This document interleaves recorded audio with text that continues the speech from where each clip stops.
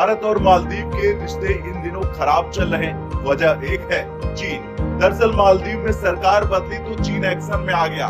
पहले भारत मालदीव के संबंध को बिगाड़ा और फिर अब बनाने उतर गया सैन्य अड्डा यानी मिलिट्री बेस। अब मालदीव का जो नया राष्ट्रपति है वो चीनी समर्थक है और चीन ने इसी नब्ज को दबाना शुरू कर दिया है। उसने बाकायदा दबाव भी बनाया और खबर आ रही कि चीन ने मालदीव से गादू द्वीप से स्थित बंकरिंग बंदरगाह के दोहरे इस्तेमाल के लिए अनुमति मांगी है। अब अगर मालदीव इसकी परमिशन देता है तो चीन बिना रुके लामू एटोल में अपना मिलिट्री बेस खोल देगा।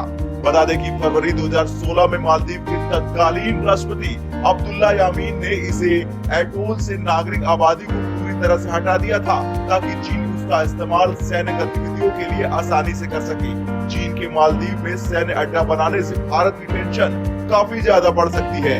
खुद भारतीय सेना के रिटायर कर्नल विनायक भट्ट ने ट्वीट किया और बताया कि चीनी कम्युनिस्ट पार्टी लामो एटोल के गादू द्वीप में बंकरिंग फोर्ट यानी दोहरे उपयोग के लिए एक बार फिर मालदीव पर दबाव डाल रहा। फरवरी 2016 में अब्दुल्ला यामीन ने एटोल से नागरिक आबादी को पूरी तरह से हटा दिया था। पीएलए अब नवंबर 2022 से इस एटोल पर तेजी से अपनी गतिविधियां बढ़ा रहा। इस क्षेत्र में काफी कम फ्रीक्वेंसी पर काम करने वाला VLF एंटीना और हाई क्वालिटी वाले स्काई वेव एंटीना को भी देखा गया है। अब अगर भारत की नजर से इस पर बात की जाए तो ये चिंता का विषय है क्योंकि मालदीव रणनीतिक रूप से भारत और चीन दोनों के लिए काफी महत्वपूर्ण है।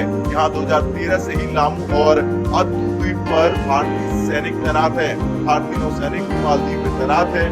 इंडियन नेवी ने वहां 10 कोस्टल सर्विलांस रडार इंस्टॉल कर रखे हैं। मालदीव नेशनल डिफेंस फोर्स यानी MNDF के प्रमुख जनरल अब्दुल्ला और रक्षा मंत्री मारिया अहमद दीदी ने संसदीय समिति के सामने बताया था कि मालदीव में भारत के 75 सैनिक मौजूद हैं।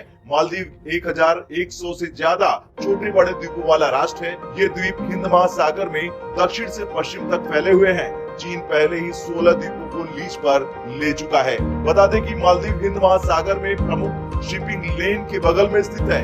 ये शिपिंग लेन चीन, जापान और भारत जैसे देशों को निर्बाध ऊर्जा आपूर्ति सुनिश्चित करता है। चीन ने समुद्री डकैती विरोधी अभियानों के नाम पर 10 साल पहले ही हिंद महासागर में अदन की खाड़ी तक अपने नौसैनिक जहाज भेजने शुरू कर दिए थे।